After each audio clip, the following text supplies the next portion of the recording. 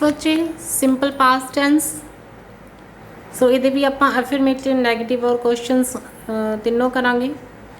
So first of all active voice दे विच आपां की यूज़ करते हैं सबजैक्ट नाल वर्ब दी सेकंड फॉर्म यूज़ करते हैं then object. When we change into passive voice जो चेंज करते हैं बच्चे रूल्स वो सेम रहने ने। Subject change into object and object change into subject वो सेम रहेगा। वर्ब दी थर्ड फॉर्म सेम रहेगी, बाय सेम रहेगा। सो आप जो पैसिव च चेंज करांगे ऑब्जैक्ट आएगा B.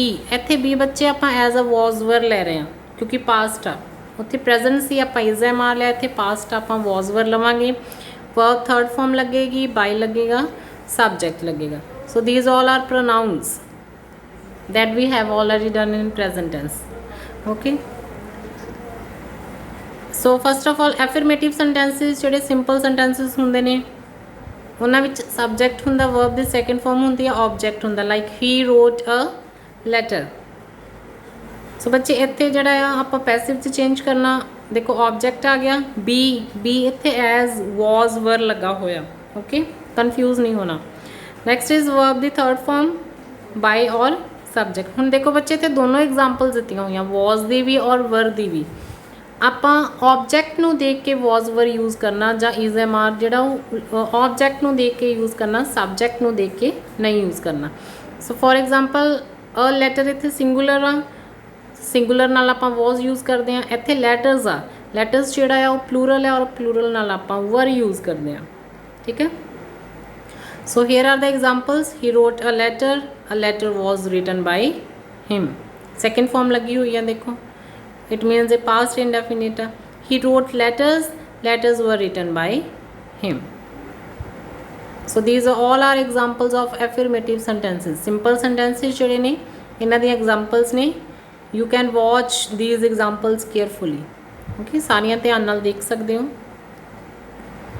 Next are negative sentences. Negative sentences दे विच की यूज़ करते हैं आपां did not।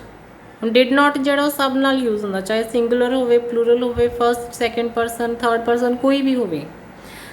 ठीक है, सो बच्चे ये सबजैक्ट होंदा, डिड नॉट होंदा, वर्ब दी फर्स्ट फॉर्म हो जाती है और ऑब्जैक्ट हो जाता। ठीक है, जो आप इनू पैसिव च चेंज करांगे बच्चे सेम रूल आ, ऑब्जैक्ट आ, वॉज वर आ, नॉट आ, वर्ब दी थर्ड फॉर्म आ, बाय और सबजैक्ट आ।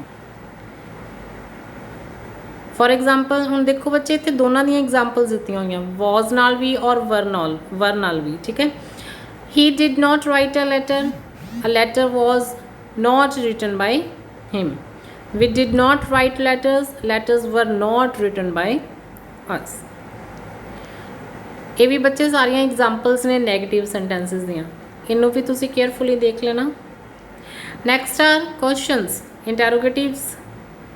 इंटैरोगेटिव्स च बच्चे की हुंदा डिड लगा हुंदा अगे। ठीक है, हुण आपां डिड अगे लग्या उहदी जगह ते आपां की यूज़ कर लेना वॉज और वर अकॉर्डिंग टू द ऑब्जैक्ट।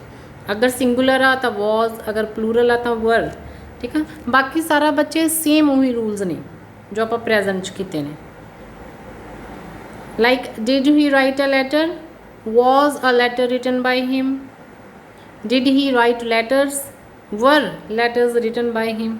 देखो बच्चे सेम ही आ, सो ये कन्फ्यूजन वाली कोई गल नहीं। अगर तुसी केयरफुली वीडियो देखोगे, केयरफुली पिक्चर्स देखोगे, केयरफुली एग्जाम्पल्स देखोगे तो तुसी जल्दी अंडरस्टैंड हो सकते हो। All these are examples of questions. So next is future tense, simple future indefinite. So ये भी आप अफर्मेटिव, नैगेटिव और क्वेश्चंस तीनों करांगे। सो ये भी बच्चे ये विल शैल लग्या हुंदा जो एक्टिव च हुंदा, तो जो आप इनू चेंज करांगे इत्थे बच्चे आप विल दे नाल बी यूज़ करांगे। इत्थे बी नू एज अ बी ही लेना। ठीक है, फ्यूचर विच, सिंपल फ्यूचर दे विच।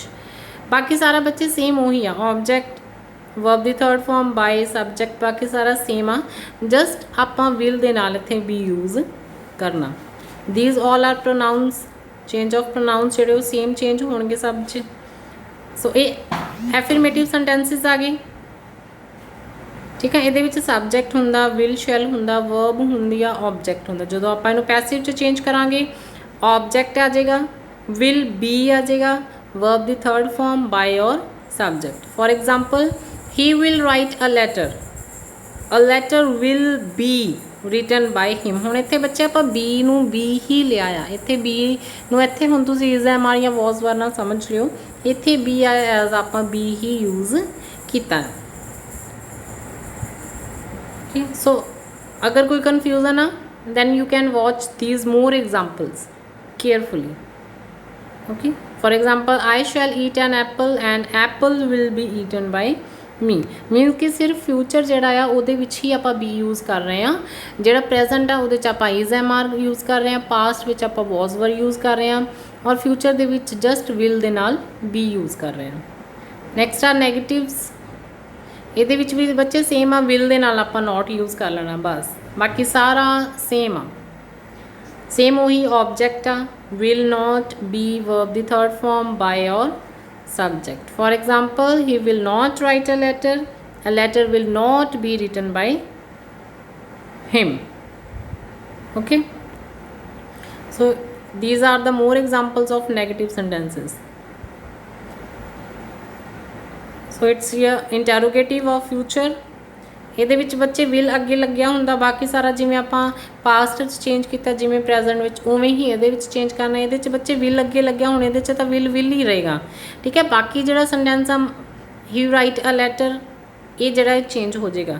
ਠੀਕ ਹੈ, a letter will be written by him ਇੱਥੇ ਬੱਚੇ will be ਆਏਗਾ, ਸੌਰੀ will ਜਿਹੜਾ ਉਹ ਅੱਗੇ ਆ ਗਿਆ, will a letter be written by him ਇਹ ਤੁਹਾਡਾ ਇੰਟੈਰੋਗੇਟਿਵ ਆ ਗਿਆ। So here are the more examples of interrogative. will I eat an apple, will an apple be eaten by me, will you play football, will football be played by you, will we sing songs, will songs be sung by us। so these are the more examples।